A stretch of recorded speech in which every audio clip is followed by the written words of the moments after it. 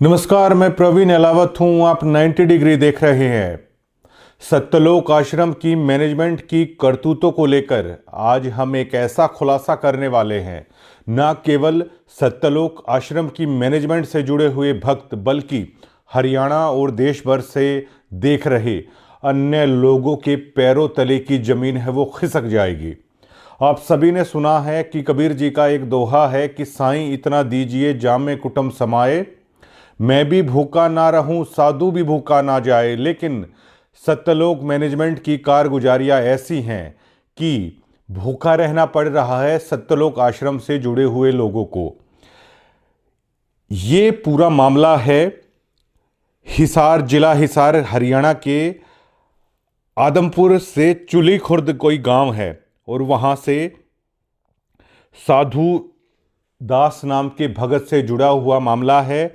और 15 जनवरी 2014 से ये भक्त हैं संत रामपाल जी महाराज से जुड़े थे और 17/10/2025 को इनके घर में शॉर्ट सर्किट से आग लग गई थी। पूरा का पूरा सामान जलकर तबाह हो गया। स्क्रीन पर आप देख पाएंगे कि किस कदर पहले गुलजार था घर और बाद में पूरा का पूरा घर तहस नहस हो गया। सत्यलोक आश्रम की तरफ से वहां पर उनके तनखैया पत्रकार भी आए थे। जोर शोर से अन्य भक्तों की और हरियाणा के अन्य लोगों की सिंपैथी बटोरने के लिए, गांव की सिंपैथी बटोरने के लिए बड़े बड़े दावे किए गए थे। लेकिन ये कहानी जब आप साधु दास के जुबान से सुनोगे तो आपको रोना आ जाएगा।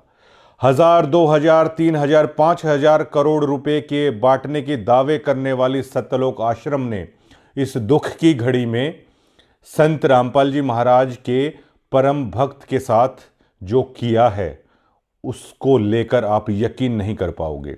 और सत्यलोक आश्रम की तरफ से जो दावा किया जा रहा है कि हम गुरुजी के आदेशों का पालन करते हैं, गुरुजी के आदेशों के बिना मैनेजमेंट में एक पत्ता तक नहीं हिलता। इन्हीं साधु दास ने संत रामपाल जी महाराज से प्रार्थना की थी और संत रामपाल जी महाराज ने आदेश दिया था कि भक्त का घर पहले से भी अच्छा बनाइए। लेकिन मैनेजमेंट की कारगुजारी ऐसी थी, सतगुरु रामपाल जी महाराज के आदेशों को ताक पर रख कर धर दिया और ज्यों का त्यों साधुराम अपने गमों को, अपनी दुख तकलीफों को बताए तो किसके आगे बताए। अब गांव वाले साधुराम का मजाक उड़ा रहे हैं कि आपके गुरुजी के बारे में दावे किए जा रहे हैं, हजारों करोड़ों रुपए की राहत सामग्री दे रहे हैं, घर बनवा रहे हैं, आप तो इतने पुराने डिब्यूटी हैं, आपका क्यों नहीं हुआ। ये बताते हुए फ़ोन पर साधु दास है वो रो पड़ते हैं। अभी कुछ ही देर के बाद है हम उनको फ़ोन करेंगे और वो बातचीत को आप सुनना। क्या साधु दास का यही कसूर है कि वो संत रामपाल जी महाराज से जुड़ा, या साधु दास का ये कसूर है कि वो उस मैनेजमेंट से जुड़ गया जिसने उसके दुख, उसके दर्द में मुंह फेर लिया।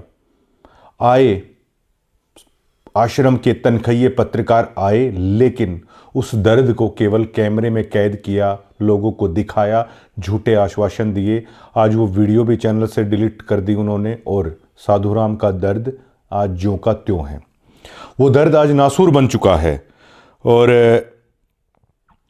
आप उन तस्वीरों को देख भी पा रहे हैं, वो वीडियोस भी हैं और आप स्क्रीन पे देख पाएंगे कि जो लाल धागे में लिपटे हुए ये 5 जो देख रहे हैं आप गोल गोल, जो सत्यलोक आश्रम से जुड़ा है वो इसे आसानी से समझ जाएगा कि पाठ जब करवाया जाता है तो नारियल के साथ ये चीज़ें दी जाती हैं। ये उस बात का सबूत है कि इन्होंने ज्योति के भी पैसे दिए, पाठ के भी पैसे दिए। स्क्रीन पे आप वो पर्चियाँ भी देख पाएंगे जो आश्रम की तरफ से दी जाती है। ये पर्ची नंबर 34887 पाठ सेवा 4/6/2023 को, नाम साधुदास, चूली खुर्द, हिसार, 15,000 रुपये। 21,000 रुपये का था, 15,000 इन्होंने जमा करा दिए थे और 11,000 रुपये बाद में दूसरी पर्ची में है। ऐसी ऐसी काफ़ी सारी पर्ची हैं, आप स्क्रीन में देख पा रहे हैं। ये पहली बार सत्यलोक आश्रम की कारगुजारियों का प्रूफ के साथ हम लोग दिखा रहे हैं और अब हम फोन मिलाते हैं।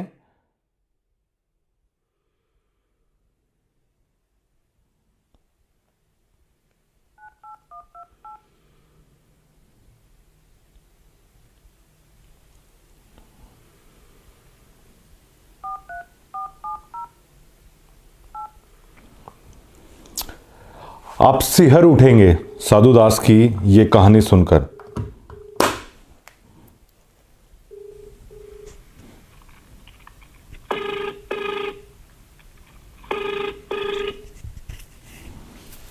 हेलो सत साहेब। अच्छा, आप आदमपुर चुली खुर्द से साधु दास बोल रहे हैं जी? हाँ जी। अच्छा, मैं ये जानना चाहता हूँ कि आप संत रामपाल जी महाराज से कब जुड़े थे, और हमें जैसे पता चला है कि सत्यलोक आश्रम की तरफ से दावा किया गया था कि आपके घर में शॉर्ट सर्किट हुआ था, लेकिन सबसे पहले आप अपना परिचय दीजिए सर। मेरा नाम साधु दास है जी। मैं गांव चूड़ी खुर्द का रहने वाला हूँ जी। जिला हिसार है जी, तहसील मंडी आदमपुर है जी। हमें जैसे पता चला है कि आपके घर में आग भी लगी थी। आप संत रामपाल जी महाराज से कब जुड़े? मैं जी संत रामपाल जी महाराज जी से जुड़ा था 2014 और दूसरा महीना और 15 तारीख जी। आपने मतलब जो पाठ सेवा की और दान सेवा की जो पर्चियां दी हैं, इनमें कितनी सच्चाई है जो हमारे पास हैं? ये तो आपके सामने है जी। मैं आपको ये भी दिखाई हूँ, जो वो है ना गोल गोल गिंडी सी। हाँ जी, हाँ जी। उसका मेरे को नाम तो पता नहीं है जी, क्या होते हैं वो। हाँ, ये पाठ के दौरान शायद दी जाती हैं। हाँ, ये पाठ के दौरान दी जाती है जी।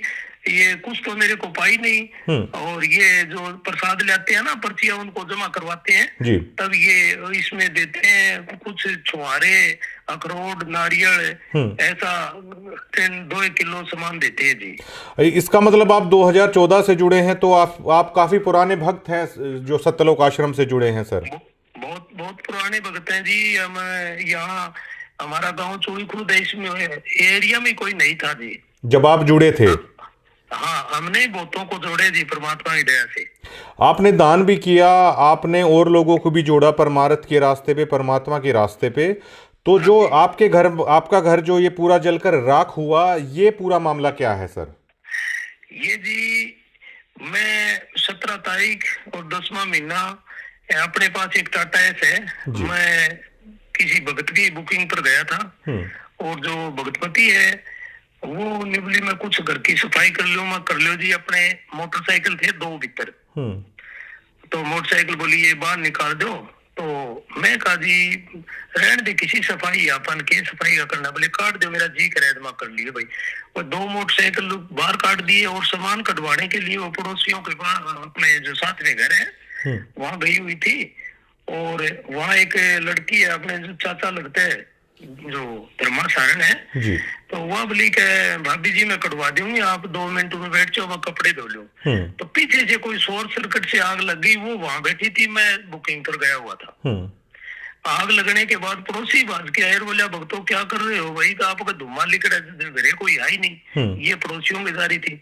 जब फिर पता चला हमारे गांव के सरपंच साहब, उनका हमेशा में घर है हमारा जी गली में ही, तो वो भी घर पर नहीं था। उसको मेरे को तो बताया गया कि भी जो वो सरपंच के घरवाली है, उन्होंने फोन किया। वो गांव चूड़ी में गया हुआ था। वो अंता रास्ते में ही आते आते फायर ब्रिगेड को फोन किया। फिर गांव वाले इकट्ठे हो गए, गांव वालों का भलाओ, पड़ोसियों का। उन्होंने मान लिया जल तो गया, फिर भी उन्होंने कुछ सामान जो बैटरी है हो रही है जलती आग में ही काटे थे। जो आपका जो आशियाना है मतलब पूरी तरीके से जलकर राख हुआ, उस वीडियो में भी साफ साफ उस फोटोज में हम देख सकते हैं। बिल्कुल जल के नष्ट हो गया जी। अच्छा, अब मुझे जहां तक पता चला है, क्या इसको लेकर आपने संत रामपाल जी महाराज से ये अरदास की थी घर के लिए, और क्या उन्होंने आदेश दिया था मैनेजमेंट को कि ऐसे ऐसे भक्त का घर जो जला है वो बनवा देना चाहिए? वो मैनेजमेंट ने उस आदेश का पालन नहीं किया। इसके बारे में कितनी सच्चाई है इन दावों में? देखो जी, मैंने पहले तो गुरुजी से बात नहीं की। पहले मैं जो ये गांव में पाइप देते हैं ना, हाँ, उनको पाइप दिवाने गया था आग लगने से पहले जी, गांव चोड़ी कला में जी। ठीक है जी। और ये आग लगने के बाद में फिर मैंने सोचा भी गुरुजी सबका ही कर रहे हैं, कोई पाइप देनी है, किसका मकान बनवाना है, तो अपना घर जल गया, गुरुजियों से बात कर लें या प्रार्थना लिख के भेज दें। तो मैं गया था बरवाड़ा जी, और सरपंच साहब भी मेरे साथ गए थे। सरपंच साहब मेरे साथ गए थे, उन्होंने आपकी जो वो पैड होती है ना, वो पर्चा, उस पर लिख के दिया भी ये हमारे गाँव का साधुदास बहुत पुराना भगत है, और ये कोई साई पर गया हुआ था बुकिंग पर, और पीछे से आग लग गई, इस गरीब का बिल्कुल जो घर है वो जल के सवा हो गए। तो ये लिखने के बाद में जो अमन दास है उनको दिया ना, तो उन्होंने वो पर्चा उस सरपंच को वापस दे दिया। बोले सरपंच साहब इसकी आपकी जरूरत नहीं है, ये तो हमारा भगत है, इसका तो फटाफट बनेगा, तो आप दोबारा और लिखो। तो एक मेरे साथ भगत और गया हुआ था, तो उसने भी वो दोबारा लिख के पर्चा सरपंच वाला वापस दे दिया, वो उनको फिर दे दिया। तो मेरे भगत जी उन्होंने ऐसा व्यवहार किया ना, सरपंच की भी बेइज्जती करी, भाई आपकी जरूरत नहीं है। तो मेरे को कुछ शक हुआ, मैं कह रहा ये कुछ गड़बड़ कर रहे हैं, मेरे वो बेईमाना लगा लो या भाई मेरे मन में फर्क हुआ भगत जी। फिर मेरे को ये लगा कि भाई आप परमात्मा से बात करूं तब मेरा शांति हो। तो भगत जी मैंने गुरुजियों से वहां जाके कुछ ये अन्नपूर्णा मुहिम का जो मकान बनते वो काम चल रहा था। मेरे को किसी भगत ने बताया कि 4 बजे फोन आएगा, ये इस बात का मेरे को भी पता है, क्यों हम जाते थे, ये लोगों के जो मकान बनते हैं वह हम फ्री में ही काम करवाते थे भगत जी, और साथ में गाड़ी भी ले जाते थे। तो भगत जी वहां गए, वहां मैं प्रिंकल दास है उसको मैं बताया भगत जी ये बात होगी, उनको पता तो था ही। तो बोले भगत जी कोई बात नहीं, गुरुजियों से बात कर लो। वो इतनी बार में भगत जी गुरुजियों का फोन आ गया। मैंने कहा परमात्मा ये बात हो गई, दास का सारा घर जल गया और भगतमती रो रही है। बोले बेटा जान बची तो लाखों पाए, फिर क्या बात हुई, कोई बात तो नहीं, परमात्मा की भक्ति करो। और प्रिंकल भाई यूं काम कर बेटा, भगत का पहले से घर बढ़िया बना दे, और जो जले वो सामान पहले से ज्यादा कर दो। अरे बेटा क्यों घबराओ, घर पहले से ढाटा भर देंगे। वहां से मैं आ गया भगत जी। आने के बाद में वो फतेहाबाद जिला है, वो प्रिंकल दास ने हिसार ये कोऑर्डिनेटर है कि मेरे को तो पता नहीं, मनोज दास इसके पास वो जो वीडियो रिकॉर्ड है वो सेंड कर दी। मैं बोला भगत जी ये तो पहले इनको पता है, ये तो संभाल ही नहीं रहे, बोले आप इनसे बात करना। तो मैं मनोज ने मैं कह रहा भाई एक बात था, आगे तो देखो आ रही यार, आए नहीं आप हमारे को घर में। बोला भाई साहब टाइम नहीं लगेगा, टाइम लगेगा तब आ जाएंगे। मनोज दास जो महाराज जी के छोटे बेटे हैं वो नहीं, जो मनोज है सीसा का। अच्छा सीसा, शायद गुरुजी के लड़के नहीं है ये। और अमन दास इसको मैं जानता नहीं, ये रोहतक के कहाँ के है। हाँ हरियाणा कोऑर्डिनेटर है अमन दास, हरियाणा कोऑर्डिनेटर। तो इन के बाद दूसरे या तीसरे दिन मैंने फोन कराया भगत जी, तो इन्होंने जवाब दिया कि गुरुजी ने कहे कि रामजादा ऐसे ही करता है, इसका कोई जरूरत नहीं है। मैं बोला भगत जी ऐसी बात, गुरुजी भगवान है वो, उन्होंने मैं बात करी तब उन्होंने ये बात कही, तो दोबारा ऐसी बात नहीं बोलेंगे वो। और बोले आपके पास तो मोटरसाइकिल है, टाटा हैस है। तो मैं बोला भाई ये किस्तों की है, जो भी मैं साधन ले आया हूँ, मैं आश्रम में फोन किया हूँ, फोन करवाने के बाद में 25,000 रुपए पाट के दिए मैं हर साधन के, और इनकी किस्त भी भरता हूँ। मेरे परमात्मा की दया से सब कुछ है, लेकिन अब मेरे यह जो झूंपड़ी है इसमें आग लग गई। मैं आपसे ये नहीं कह रहा मेरे पास साधन नहीं, साधन है ही, गुरुजी ने साधनों की तो नहीं किया वहाँ। अच्छा इन्होंने ये कहा कि गुरुजी ने कहा है कि ये हरामजादा तो इसी तरह करता रहता है। हाँ ये बात कही है, और जबकि मैं जेल में भी मेरी गुरुजियों से बात हुई है, मेरे बहुत लाड करे भगत जी। गुरुजी को लेकर तो शायद कोई यकीन ना करे कि संत रामपाल जी महाराज भी कभी ऐसा बोल सकते हैं। नहीं भगत जी, गुरुजी कह नहीं सकते ऐसे जी। गुरुजी अंतर्यामी है, मेरे को ये भी पता है भगत जी कि जो गुरुजियों ने कहा नहीं कि बेटा तेरा जाओ भी प्रिंकल दास इसका पहले से ज्यादा घर भर दो, और बेटा घबराने की जरूरत नहीं। तो मेरे को ये भी विश्वास है, इन्होंने तो जो चाल चलाई है वो चल गई, पर बाकी भगत जी मालिक तो करेंगे। तो जब और इन्होंने क्या क्या इस मुद्दे पर आगे आप बता रहे थे उसे कंटिन्यू कीजिए। मैं भगत जी धनाना आश्रम में भी गया जी, तो इन्होंने ये कहा कि भाई आप हमको पता चले कि आप गुरुद्रोही हो, पवन से मिले हो। अच्छा। मैं बोला भगत जी फिर मेरे को वहां आप मेरे को बुरा बताओ, मेरे को रीस आ गई भगत जी। मैं बोले भाई आपको कौन गुरुद्रोही बता रहे हैं, कौन पवनदास है? मैं तो भाई साहब से किसी मिले ही नहीं, जानता ही नहीं, मेरी बात कराओ। तो उन्होंने बात भी नहीं कराई। बोले कोई बात नहीं भगत जी, आप मिले नहीं हो तो फिर क्या बात है? बोले आप परमात्मा से माफी मांगो। मैं किस चीज की माफी मांगू बताओ? परमात्मा से 100 बार मांगू, मेरा ही घर जड़ा, मैं क्या किस चीज की माफी मांगू? माफी मांगो आप, मेरी परमात्मा से बात हुई है या मेरी दोबारा बात कराओ, मेरी संतुष्टि हुई। तो इन्होंने भगत जी ये बात नहीं की। तो मैंने ये जो पर्चियों वाली दान वाली बात है, मैं आज तक हमारे गाँव में आगे पता कर लो, किसी को नहीं बताई थी। मैंने तो ये जो शब्द लिया हूँ यही कहा हूँ कि ये परमात्मा संत रामपाल जी महाराज ने दिया। आज भी पूछोगे तो आपको गांव में एरिया में यही बताएंगे। तो मेरे को भगत जी इन्होंने यही शिक्षा दी थी कि भगत जी अगर आपने जो दान किया है, पहले की बात है, अगर जो यूं कह दिया मैंने दे दिया तो आपके सिर पर मार पड़ेगी, आपको यम के दूध पकड़ के ले जाएगी। मैं डरता बताता अपनी भगत जी ये आग लगी है नहीं जो मेरे को रीस आई है। माँ जी परमात्मा से बात करेंगे फिर, भाई मालिक आपने तो ये कहा था इसका घर बन जाए, तो आपका ये कहना नहीं माना तो मैंने आपकी दान वाली बात बता दी। जी। तो इन्होंने जो सतगुरु महाराज का, आपके गुरु का जो आदेश था, उस आदेशों की भी मैनेजमेंट ने धज्जियां उड़ा कर रख दी। बिल्कुल धज्जियां उड़ा दी जी। और जी बताइए। और ये एक चीज की और मेरे को धमकी दे रहे थे जी। बोलिए आपकी नो एंट्री हो जाएगी, पीड़ा पर्चा आ जाएगा। तो मैं कहा साधु दास एक गरीब घर में जन्म जरूर लिए, भगत जी आपकी धमकियों से डरने वाला नहीं है। एक बार मरना है, एक बार जीवन मिलता है, कोई दिक्कत नहीं है।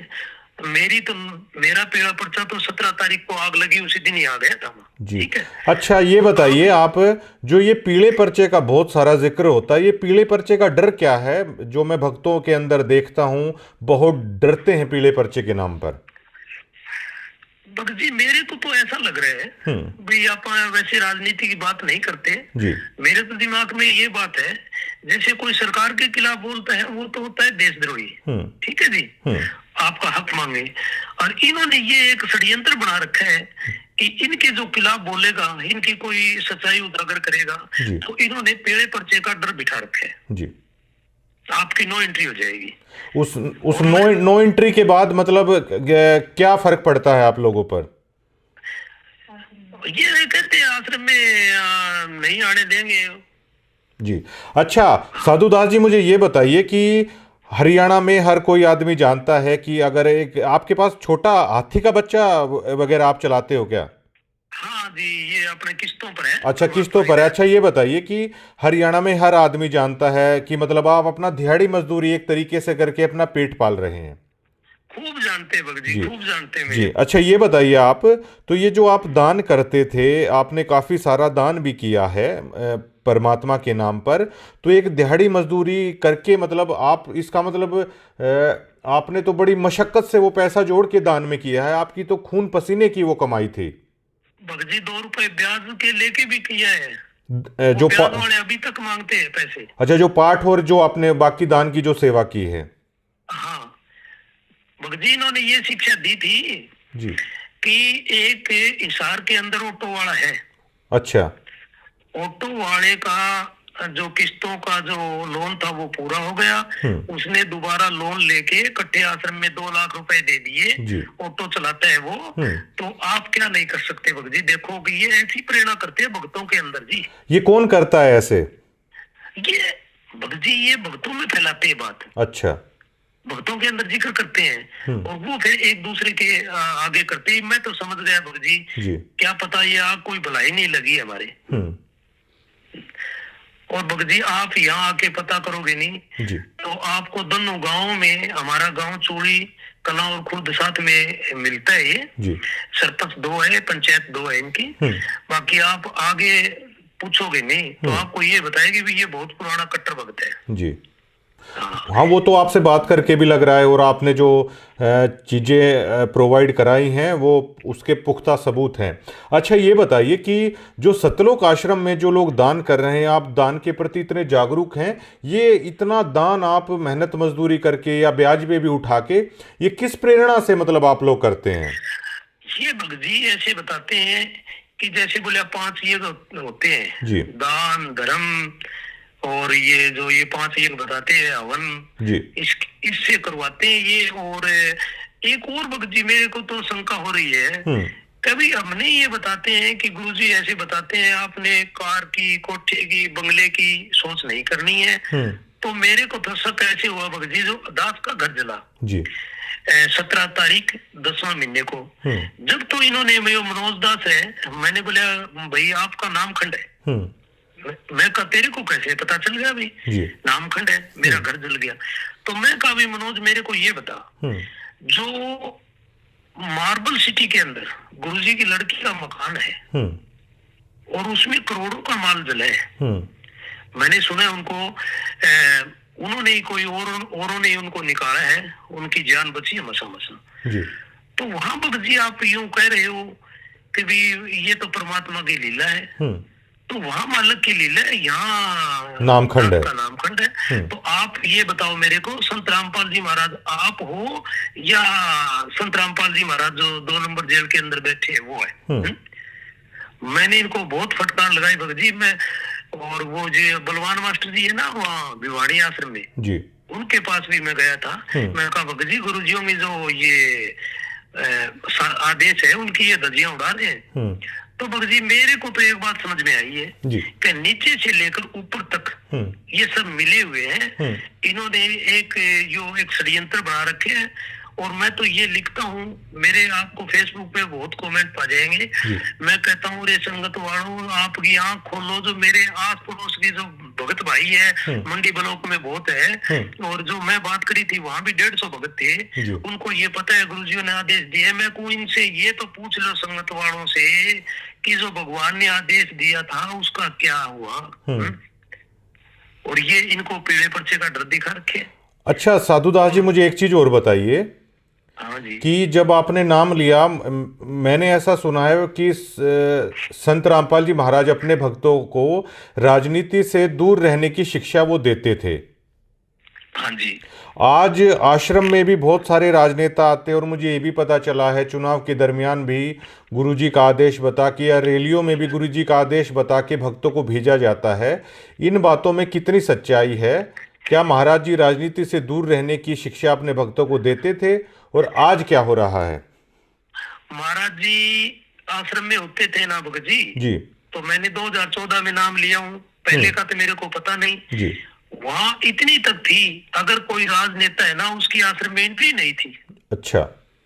हाँ, और जो अभी है नहीं भगत जी, आपको एक और गुप्त बात बताऊं मैं, हमारे गांव में सरपंची का इलेक्शन हुआ था। अच्छा। और गुरुजी के लड़के को वहाँ जो एक जेल वार्ड है हमारे गांव का है, उन्होंने कहा था कि आपके भगत है वहाँ, तो आप मेरा भाई खड़े हैं तो सरपंची के बारे में आप कह देना, अभी वोट दे दे। तो ये मेरे पास फोन आया था हिसार से, और ये मेरे को आप कभी भी मान लो आप सामने कर लेना, ये मैनेजमेंट वाले जितने भी है मैं उनको सामने बता दूंगा ये बात जी। हाँ, और 2019 में कांग्रेस पार्टी के लिए इन्होंने पीला पर्चा निकाला था, और अभी के लिए ये जो बीजेपी का चुनाव था इन्हों को वोट दिवाए थे भगत जी। और ये मूर्ख इतने हैं, मेरे को तो इन पर रीस भी आती है भगत जी, संगत वालों पर। जानबूझ साथी इंतजार करे झूठे से ने ऐसे की संगत प्रभु सुपने में ना दे, इनको जानबूझ के ये मान लो जो सच्चाई है उसको तजन लग रहे। मैं इनसे पूछता हूँ कि भैया हमने कहा कि नहीं कहा, ये जो वोटों के लिए ये कहने लगे, परमात्मा तो ऐसे कहते हैं कि अगर घर का भाई खड़ा हो जाए नहीं उसको वोट दे दे, उसकी सपोर्ट नहीं करनी है, उसके साथ गांव में नहीं फिरना है। बताओ, तो ये बात है भगत जी।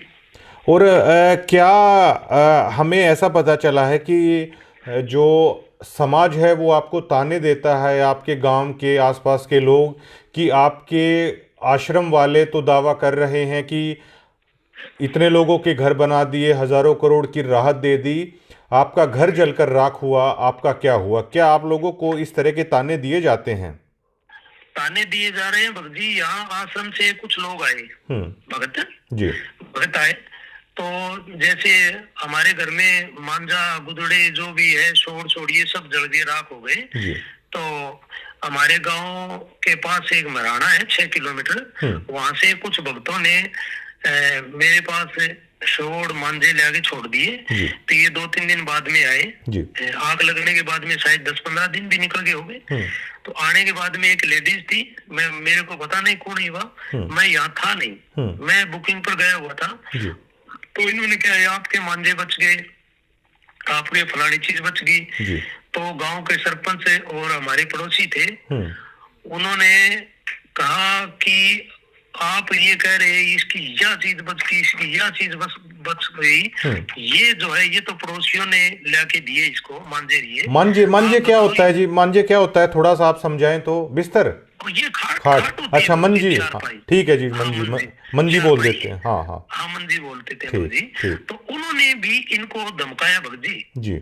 फिर बोले आपके पास ये छोटा हाथी है, मोटरसाइकिल है। तो ये हमारे जो पड़ोसी है ना, उन्होंने कहा था कि ये जिंदल की फैक्ट्री का मालिक है जी, ठीक है, इसका घर जला हुआ है, इसे आप बनाओ तो ठीक है, वरना यहाँ 5 किलो चीनी लेकर मत आना। अच्छा हाँ। तो ये भगजी वहां जाके ज्यादा वकालत करी, तो इन्होंने गांव वाले सरपंच और ने इन्हें धमकाया और था जी। फिलहाल मतलब जो देखिए, आपके बच्चे भी हैं, आपकी धर्मपत्नी भी है, आप लोगों के साथ ऐसा हुआ, तो एक परिवार के तौर पर मतलब आप कैसा महसूस करते हैं कि आप लोग क्या सोच के जुड़े और मतलब किस तरीके से चल रहा है? एक परिवार के तौर पर आप कितना टूट चुके हैं इस घटना के बाद? जी टूटे को मैं इतना टूट चुका हूँ कि जो अपने 2 बच्चे हैं जी, मैं उनको भी ये कहता था पढ़ाई की कोई जरूरत नहीं है, आप माला काटो जी, परमात्मा सतलोक में ले जाएगा जी, ठीक है। अब वो ही न्यू कहते हैं बच्चे मेरे को कि पिताजी आप ये कह रहे थे माला काटो है, आपको सतलोक में ले जाए। सतलोक में तो आप कद जाओगे, अपना तो घर है, झूपड़ी और बड़गी जी। और इसकी गुरुजियों की जो परमात्मा धरती पर आ रहे हैं, उनकी ये मैनेजमेंट आए कौन चलन दे, तो सतलोक में ये कैसे ले जाएंगे? ये वो तो अंतर्यामी, उनको पता नहीं है, इन मैनेजमेंट वालों को धमका नहीं सकते भाई ये कैसे कर रहे हैं। आपकी सुन के मैं भी मतलब अंदर तक हिल जा रहा हूं, तो मैं समझ पा रहा हूं कि आप लोगों पर क्या बीतती है। तो ये जो मैनेजमेंट को आप किस तरीके से देखते हैं? क्योंकि ये लोग दावा करते हैं बिना सतगुरु महाराज की आज्ञा के बिना पत्ता भी नहीं हिल रहा, ये इस तरह के दावे करते हैं, तो आप क्या सोचते हैं? ये बेमतलबी बकवास है भगत जी। इन्होंने ये एक बिल्कुल 1001% धंधा बना रखे। शादी होती है, 2 बच्चों की रमैनी होती है, ये ऐसी उन पर प्रेशर डालते हैं कि लड़की वाले 2 पार्ट लगवाएं, लड़के वाला 2 पार्ट लगवाएं। ये दावा किया जा रहा है कि फ्री में हो रहा है सब कुछ। कुछ नहीं हो रहा भगत जी फ्री में। मेरे पास सबूत है, सार नाम लेने गया था, 25,000 रुपए के 2 पार्ट लगे, 25 के। आप कहां से लाएंगे फिर 2 सदस्यों का 50,000 रुपए? आप सार नाम लेने गए? मैंने तो सतलोक में जाना था, हमने तो कुछ ब्याज पर लेकर कुछ ये छोटे हाथों की कमाई से कर करके दे दिए। घर बनाने की सोची नहीं, घर का हाल देखो तो ऐसा भूंडा है। अब मेरे को ये जो कुछ गिने चुने भगत है जो वहाँ खाने के लिए जाते हैं, वहाँ कुछ देते तो हाथ नहीं। हमारे गांव में भी है ऐसे भगत। तो मैं उन्होंने कहा भाई मैंने तो लाखों रुपए लुटाए वहाँ, अच्छा। आपको क्या भाई थाने रीस क्यों आवे? थाने रीस की मैं देव हाथ कौन था, मैं तो दे रहा क्यों जब मैंने रीस। अच्छा ये बताइए आप साधु दास जी कि सतलोक के नाम पे, सारनाम देने के नाम पे पाठ का लिया जाता है, क्या भक्त ऐसे होते हैं वाकई में कि सारनाम देने का अगर ये 2 लाख रुपए लेने लग जाएं तो क्या भक्त फिर भी देंगे? भगत जी कोई देना रहा वो तो दे ही सके, बाकी मैं तो जो यहाँ जोड़े हूँ नहीं भक्तों को, अब मेरे को आगे जो बूढ़ी ढेरी लुगाइयां हैं वो उनमा देती है, कोई मौसी है, कोई ताई है, कि बेटा तुमने हमको वहां फंसाया। उन्होंने कोई 10,000 कोई 5,000 जो जोड़ती है पेंशन की, और जो बूढ़ा पेंशन मिलती है, हाँ जी, तो वह भी उन्होंने आश्रम में ही दान कर दिए भगत जी। उनकी ऐसी हालत बना रखी इन्होंने। और मैं तो ये कह रहा हूँ कि भैया समय रहते जाग जाओ, मैं भगत जी 2001 में संत राम रहीम से नाम लिया था। अच्छा। हकीकत की बात है भगत जी, वहाँ इतना लूटा नहीं जाता था जो जो ये दो गुरमीत जो राम रहीम गुरुजियों जी को, के यहाँ। हाँ वहाँ लूटा नहीं जाता था। हाँ ठीक है, उनका एक धंधा है, उनकी दुकान है, दुकान से मॉल सामान मिलता है। जी। फिर बाकी इनसे अच्छा तो वही है भगत जी, मॉल तो ले ले सामान, कोई कंडीशन तो नहीं आप इतने दे दो। अच्छा। शादी तो वहां भी होती है लड़कियों की। अच्छा, उस पंथ को छोड़ के, धन धन सतगुरु को छोड़ के आप गुरु महाराज संत जी के पास आए थे आप? हाँ जी। आप अब अच्छा मुझे ये बताइए, आपको परेशानी इस मैनेजमेंट के लूट के धंधे ने किया या संत रामपाल जी महाराज जी में कोई कमी है? आप ये भी बता दीजिए सर। संत रामपाल जी महाराज में कोई कमी नहीं है जी। जी। ये जो ये मैनेजमेंट है नहीं, इन्होंने भगत जी भाई इनके ऊपर सर पर काल बैठे हैं। अच्छा। और आप देख लेना, परमात्मा ने जितनी अपने को सांस दी है तो इनका ऐसा हाल होगा, ये याद रखेंगे, देख देगा। ये भगत जी सब बुंदा हाल करते हैं, ये जैसे इसी बड़ी बड़ी गाड़ियां निकालते हैं और ये मान लो जैसे ये गाड़ियों में आते हैं, बड़ी बड़ी गाड़ियां लेके आते हैं और हमको कहते हैं कि आपने कारगिर इनकी जरूरत नहीं है, और हमको ये कहते हैं दान का बताना ही नहीं है। अच्छा। आप ये सोशल मीडिया पर और बड़े बड़े एमएलए सरपंच जो विधायकों को बुला बुला कर ये बड़ा वो लड़कियों का डांस होता है, वहाँ ये उनको इनाम देते हैं। मैंने देखे कई वीडियो में, पैसे भी देते हैं खूब। तो ये हम नहीं दे सकते, इससे अच्छा तो हम आप दे देते गरीबों को। अच्छा, ये बताइए कि आप 2014 से जुड़े, तो 2014 के बाद से आपकी कंडीशन ये है कि आपका घर जल के राख हो गया, तो ये जो लोग हैं इनकी कंडीशन क्या है? ये तो बहुत महंगी महंगी गाड़ियों में चल रहे हैं। कंडीशन क्या है भगत जी? मैंने आपको गुरुजियों की लड़की का मकाम बताया।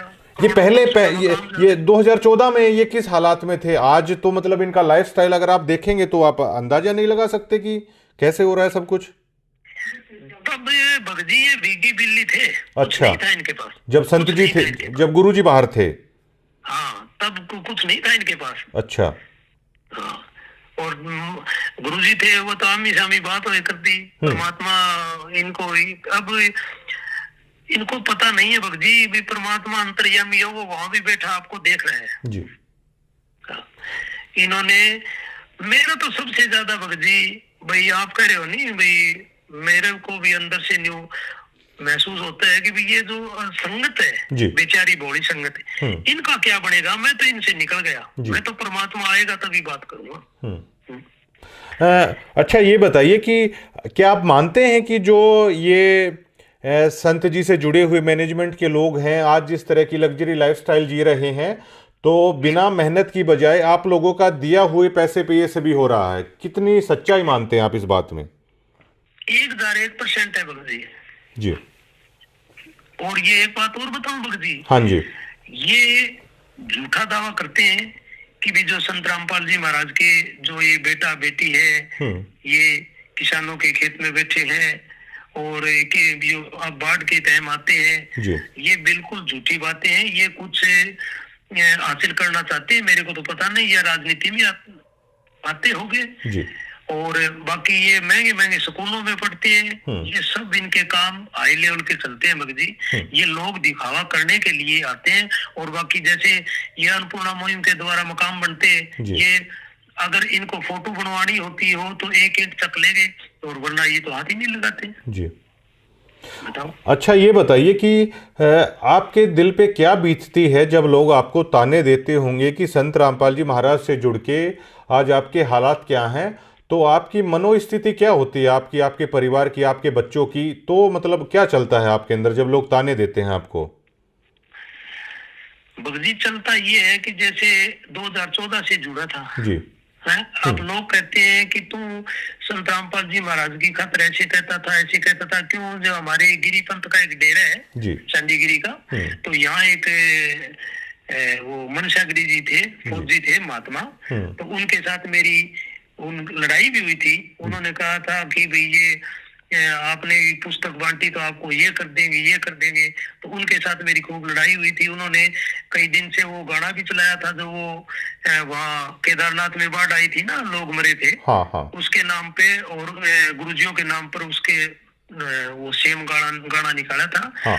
तो मेरी बहुत गुरुजियों के जो यो सत्संग लाइन है गुरुजी जो नाम दीक्षा देते हैं, मैं यही कहता था संत रामपाल जी महाराज पूरे विश्व में ही एक ये तत्वदर्शी संत है, और कोई धरती पर ज्ञान है ही ना इनके सिवा।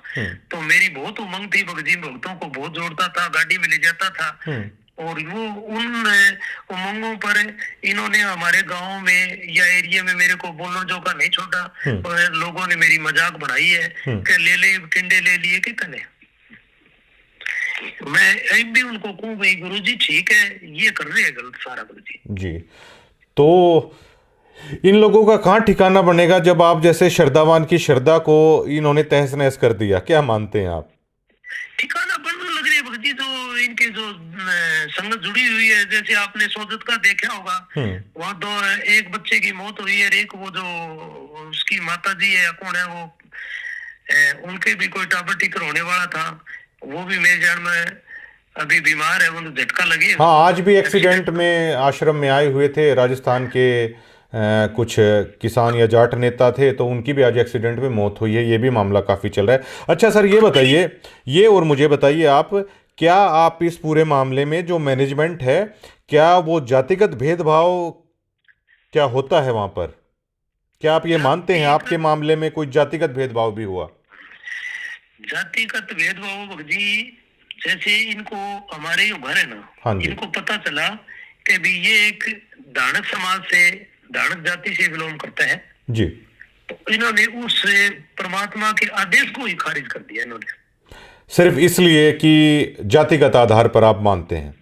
बिल्कुल करते हैं भगत जी, परमात्मा के बच्चे हैं, झूठ नहीं बोलते। तो और जो एक और बात बताऊं भगत हाँ जी, हाँ जी, जैसे फतेहाबाद एरिया में मकाम बनते हैं, हिसार जिले में मकाम बनते हैं जी, जो गुरुजियों के लिए इतने गंदी भाषा बोले, जिन्होंने बाठे मारे, हाँ, उन्हीं लोगों के ये मकान बनाते हैं, क्योंकि उनका एरिया है, ये कोऑर्डिनेटर है या कोई सरपंच के कहने से उनकी जान पहचान वालों के मकान बनाते हैं। मैं आप खुद सेवा में गया हुआ हूँ, अभी मेरे को जब तो मेरे आंखों के आगे पट्टी बंधी हुई थी, हाँ, और अपना खुद का घर जाए तब मेरी ये आंखों की पट्टी खुली है भगत जी।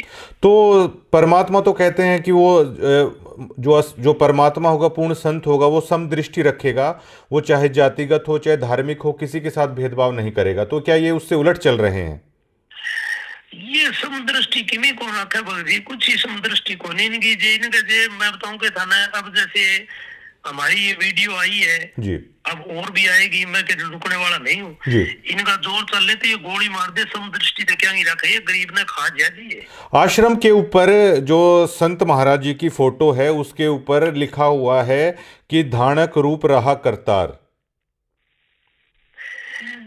जी ये जो परमात्मा है नहीं, उस पर तो लिख रखे ये धानक रूप रहा करतार। हाँ, ये ऐसा नहीं मानते हैं। ये जो पहले हमने अंग्रेजों का जो वो राज था, ये मुगलों का बोलते हैं ना, ये उससे गए गुजरे हैं ये लोग, जो मैनेजमेंट वाले हैं। हाँ, ये उनसे भी गए गुजरे हैं। मैं तो अब इनको मिलाकर देखे नहीं तो इनसे जो अंग्रेज लोग थे ना, वो बहुत अच्छे थे। सुनने में है, हमने तो देखा नहीं, पर बाकी जो ये मेरे साथ बीती है नहीं, मेरे को तो तब पता चलेगा। अच्छा सर, ये बताइए कि जो आज आपके साथ हमारी बातचीत हो रही है, अब आप बीती बता रहे हो, तो इसमें मैं समझ सकता हूँ कि मैं वीडियोस बना रहा हूँ, संपर्क हुआ, हम जानते नहीं एक दूसरे को। क्या इससे पहले आपने, क्या वहाँ के जो स्थानीय पत्रकार हैं, आपने किसी से ये आप बीती आपने क्या बताने की कोशिश की? बताइए जी, जो हमारे यहाँ रमेश ढाका यहाँ आया था। हाँ, रमेश ढाका आया था यहाँ, पत्रकारिता करके सारी चीज देख के गया था। वो आपके पास मैं वीडियो भी भेज दूंगा थोड़ी। और उनको ये जो आश्रम वाले हैं उनको पैसा दे दिया और वो चीज को दबा दी, उनने अपने चैनल से डिलीट कर दी। अच्छा, जो वीडियोस आपकी बना के लेके गए थे? हाँ, बना के ले गए। उन्होंने कह दिया आश्रम वालों ने कि भाई ये वीडियो हटा दे, हमने कुछ देना लेना तो है ही नहीं जी। तो हाँ, उसको पैसा दिए, ये वक्त जी कुछ न कुछ दिए जी, सदी वो गीत गाता फिरता है जी। तो आपका बहुत बहुत शुक्रिया, और जल्द ही एक वीडियो इंटरव्यू भी है आपके साथ, हम कोशिश करेंगे कि आपको मतलब वीडियो इंटरव्यू भी हम लोग करें। बिल्कुल भगत जी, परमात्मा की दया से गरीब घर में जरूर है, हाँ जी, पर हम डरने वाले नहीं है जी मरना एक ही दिन है। जी। और ठीक है। और मैंने आप जैसे भक्तों से ही सुना है कि संत वचन कभी खाली नहीं जाता। जो गुरु महाराज जी ने आपको कहा था कि वो घर पहले से भी बेटर होगा, तो हम भी भरोसा करते हैं कि उनका वचन खाली नहीं जाएगा। हाँ, उस दिन के बाद भक्त जी मेरा काम 6 गुना चलता है। परमात्मा की दया से बैठे तो बड़े हुए मकाम में, ये फिर एक ही दम तो जी पूर्ति कैसे पूरी हुई, जी। फिर वो तो मालिक है। अच्छा सर, ये बताइए कि जो फिलहाल आश्रम के अंदर है, बहुत सारे लोगों के साथ ऐसा हो रहा है, मुझे बताया है लोगों ने, और जो नए जुड़ना चाहते हैं उनके लिए आप क्या मैसेज देना चाहेंगे कि उन्हें क्या करना चाहिए? क्योंकि देखिए, ये जोड़ लेते हैं उस पुस्तक के द्वारा, उस वाणी के द्वारा आदमी जुड़ता है कि हाँ, ये ज्ञान बिल्कुल ठीक है, लेकिन वो जाएगा तो इन्हीं के आश्रमों में। तो आप क्या कहना चाहते हैं? भक्त जी, परमात्मा की दया से मैं तो यही कहना चाहता हूँ कि यहाँ जो जुड़ेगा ना, वो अभी तो पहले तो ये बुला फुसला के जुड़ाएंगे, फिर उसको दान दत्ते की बात करेंगे जी उनको आपको ही पता चल जाएगा इनके पास कुछ नहीं है। जी। मैं तो कोई इनके आश्रमों में जाऊं ही ना, मेरे को तो मेरे पर तो बीती है भक्त जी। अब आप क्या संत रामपाल जी महाराज की भक्ति आपका परिवार करता है क्या?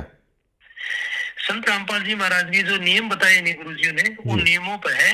और हम आश्रम में नहीं जाते भक्त जी। अब वहाँ जो टुकड़ा खाते हैं नहीं, वो ही हमें बस ऐसे लगता है कि ये इस गरीब का दान दिया हुआ है।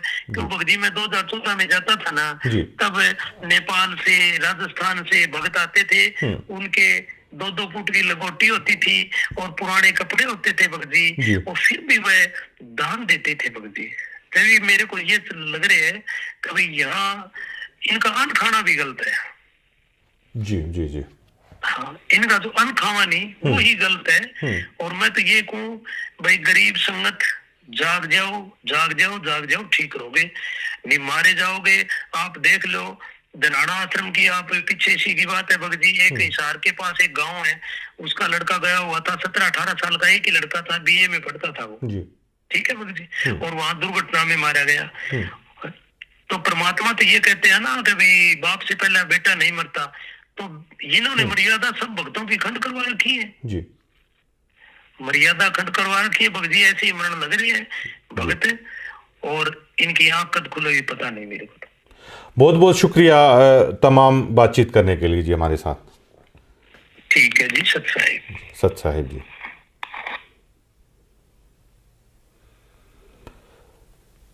अभी आपने ये सुना कि इससे आगे कहने के लिए मेरे पास शब्द नहीं है। और अगर आपने इस साधु दास के परिवार की अगर दास्तां सुनी होगी ना, तो आज वो लोग कह रहे हैं कि लोग उन्हें ताना देते हैं, और समाज के ताने हर पल हर दिन उस परिवार पर क्या गुजर रही होगी। और जो लोग कह रहे हैं कि कमेटी संत रामपाल जी महाराज के बिना तो कमेटी कुछ करती नहीं है, गुरु महाराज के आदेशों को भी ताक पर रख दिया। ये मैं नहीं कह रहा हूँ, 2014 से जो भक्त जुड़े हैं वो कह रहे हैं। और उन्होंने यहाँ तक कह दिया कि 2 रुपये सैकड़ा पर पैसे उठा के उन्होंने दान किया, और ये कह रहे हैं कि ये दान कुपात्रों को दे दिया गया, उनके पैसों पर मौज उड़ाई जा रही है। 2014 में जिनके हालात कुछ थे, आज वो लग्जरी गाड़ियों में घूम रहे हैं, आलीशान महल हैं उन लोगों के पास, लेकिन साधु दास जैसे लोगों के घर हैं वो जलकर राख हो गए। ये अकेले साधु दास की कहानी नहीं है, पता नहीं कितने ऐसे भक्त हैं जिनकी श्रद्धा को, जिनके अरमानों को रौंद दिया गया मैनेजमेंट ने, और जिनके सपने, जिनकी श्रद्धा जलकर राख हो गई। 90 डिग्री अब उन तमाम लोगों की आवाज़ बनेगा, हम सिर्फ इतना कहना चाहते हैं। और अगर आप भी सतलोक आश्रम से जुड़े हुए हैं, कोई अपनी बात रखना चाहते हैं, फ़ोन पे बातचीत आप कर सकते हैं, वीडियोज़ इंटरव्यू कर सकते हैं, नाम ना बताने की शर्त पर भी आप हमें सारी जानकारी दे सकते हैं।